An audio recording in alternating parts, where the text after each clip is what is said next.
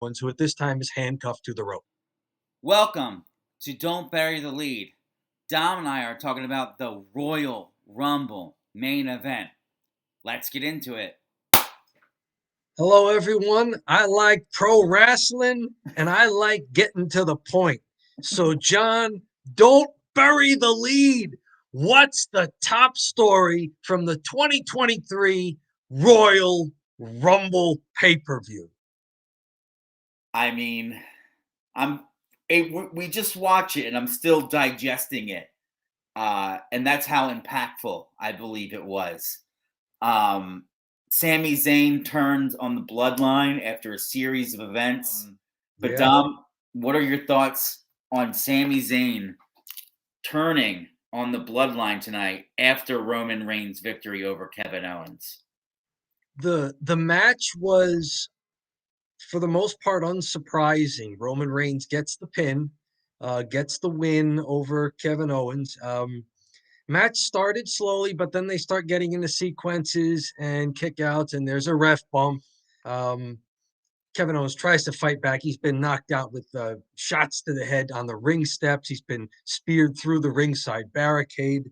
KO tries to fight back with a little slap. Doesn't really work. Roman spears him and gets the pinfall. And at this point, it's been kind of a dull match because there was nothing unexpected about it. It was Paul Heyman being overly exuberant on the outside, Sami Zayn also at ringside, not the Uso, not Jay and Jimmy Uso, not Solo Sikoa, just Paul Heyman and Sami on the outside. And Sami, of course, being nervous the whole time because this is his test. Up until the post-match of the main event, this was a fairly dull pay-per-view. I was going to come in hot. Right? I mean, I had messaged you before, and I'm like, we're gonna sound like Jim Cornette tonight. I feel like Right. This show sucked. Straight up, We'll get there. We'll get there. There's a lot to talk about. We'll get there. But for now, let's digest the thing that a great main event, a great closing scene as the show goes off the air can save a show. Because you'll forget stuff that maybe was mediocre or okay-ish or whatever. But like, what's the image as you go off the air? And my goodness, I mean, we could talk about the brutality and the fact that they're like basically at this point no selling all these great moves because apparently super kicks aren't that big a deal anymore. Neither are spears or stunners or guys getting thrown into rings. Like, none of this really matters. Guys can just kind of pop up after it. And guys can take multiple shots to the chin, like dozens of them, like dozens of super kicks. Like, this goes from Shawn Michaels' finishing move to win titles to, just take a few dozen shots to the chin. So, like, we can talk about that. But, like, within the context of what they presented to us, the post-match, what a visual. What a vision. And the crowd. How about the crowd in San Antonio? Did you notice anything? Did you notice that this crowd in San Antonio getting into the post-match and some of the things they were doing? I will have to give them credit because I never heard a "F you Roman" chant. Yes. But they gave that "F you Roman," and yes, it felt like something like from the 90s or the 80s when things would be happening to a point where the crowd would get so angry that they were throwing trash, like oh yeah, almost, yeah. And I felt like, dude, they might start throwing like it was so believable that you and I, like me personally, I know this is staged. Mm-hmm. I usually don't get hooked into it too much. Tonight, that whole segment, I was hooked. I was like legitimately getting angry with Roman Reigns. And it was like, they got me. They hooked me. Every now and then it happens, but I'm usually watching as, like an analyst. We're analyzing after the show. So I take notes on things I like, things I didn't like. For this, I was a total mark and I just was a fan. I was just like, wow, this is unbelievable.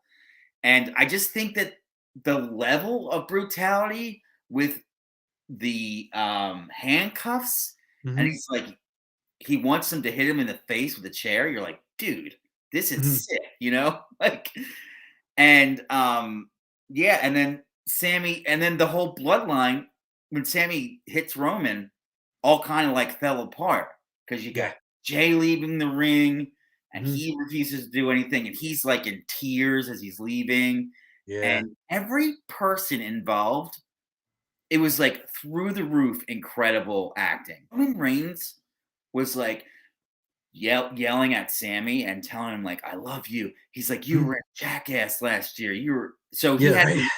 he had to wrestle the jackass guys in WrestleMania. You've So told me about that, yes. yeah, What he's an ascent for Sami Zayn. he had to do this horrible match. These guys from Johnny Knoxville and these idiots, and he had to like, and he did a job for him. He went over. They went over him. He did a Yeah. job to jackass guys, and it was very, very powerful. And The quality of the performances. I think what gets you to go to switch from analyst to getting into it is the quality of the performances. Because yeah, like I as I'm watching this, um, yeah, I know that somebody spent a lot of time writing this before it went out, but you still have to see the execution. You know, exactly. it's like watching any other scripted TV show, watching a movie. It's like, yes, you know it's written, but there's something about the quality of the writing and also the performance. Can it be delivered by the people who have to present this to you?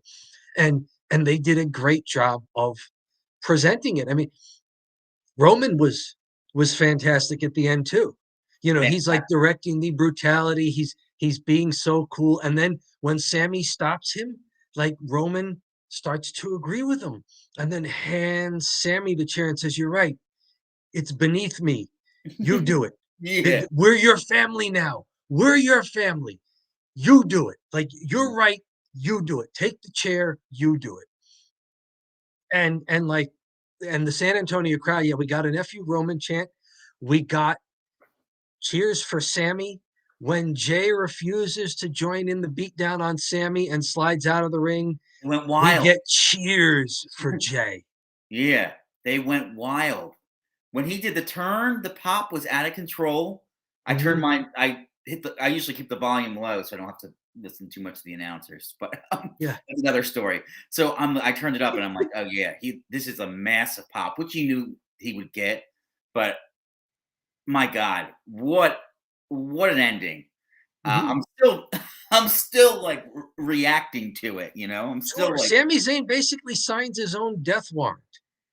I mean, yes. in the moment, like he's got the chair, he's got to hit somebody, he hits Roman Reigns, and then he's like turns around, he's surrounded by like what are you gonna do? Hit everybody with the chair?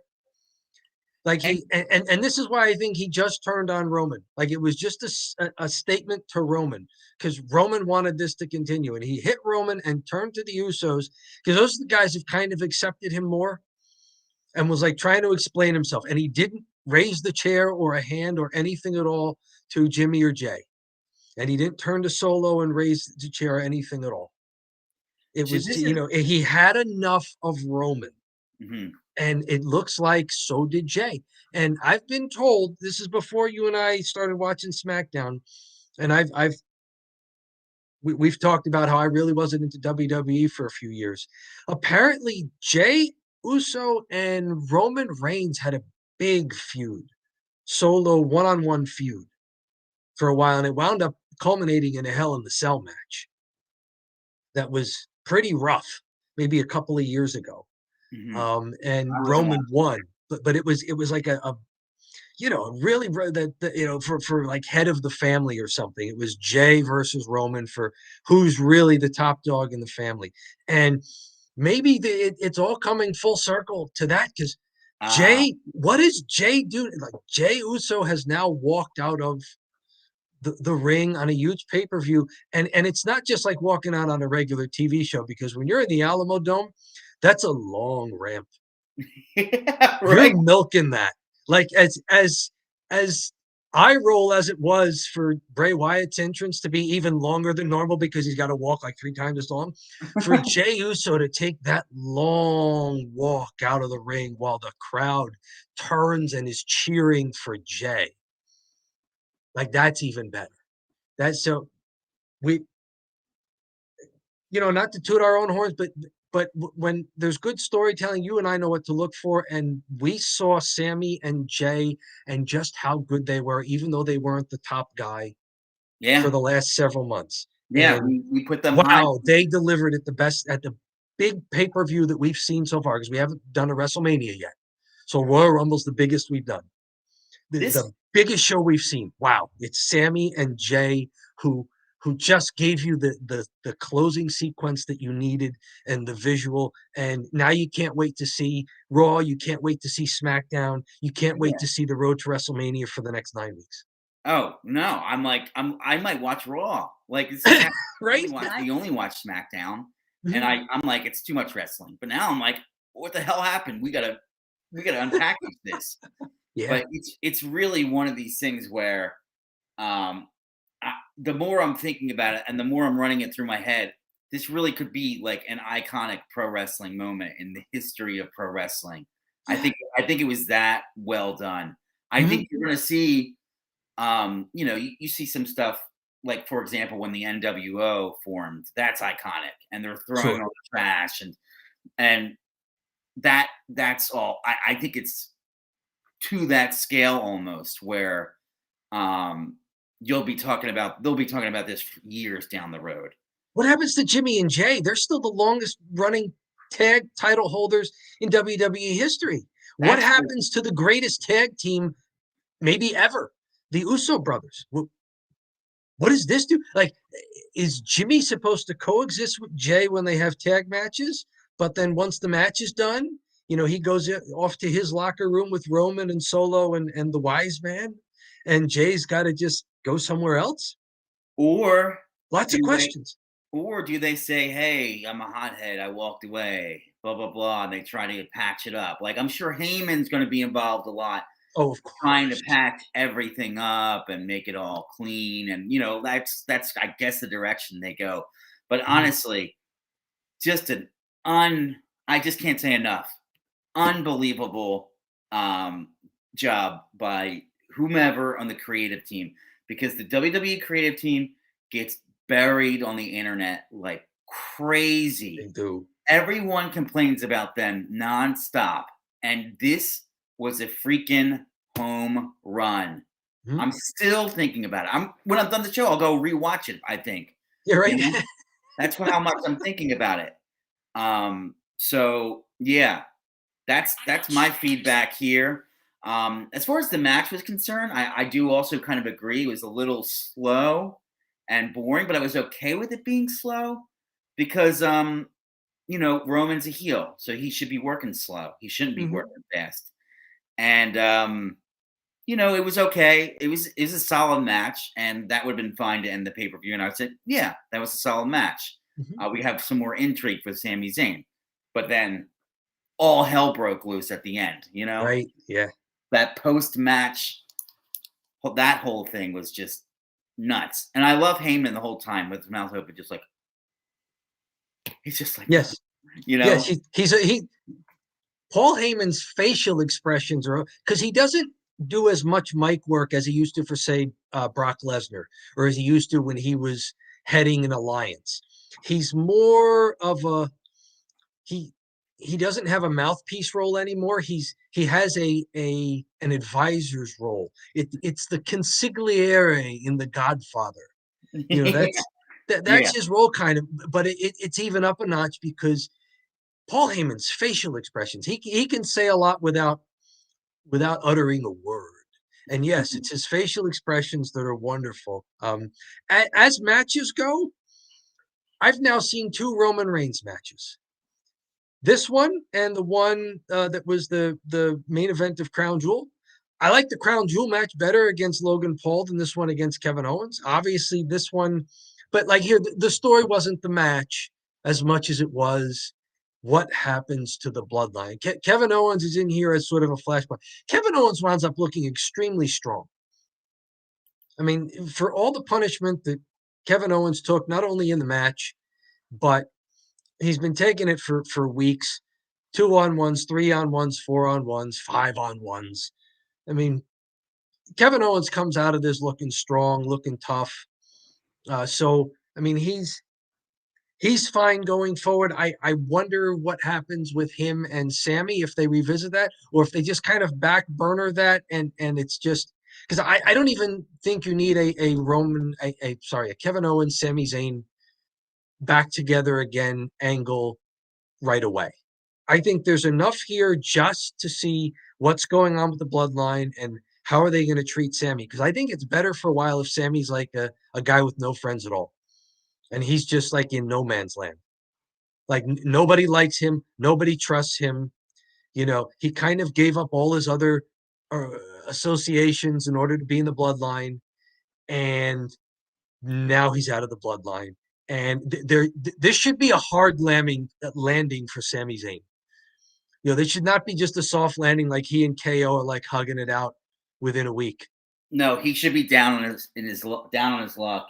He's just wandering around. He has and even with Kevin Owens, like maybe they'll walk by each other, but there's not much there, and he just doesn't have any friends, and he lost all his friends, and you feel bad for him because everybody. And how about Jay? I think I don't want to see too soft of a landing for Jay here.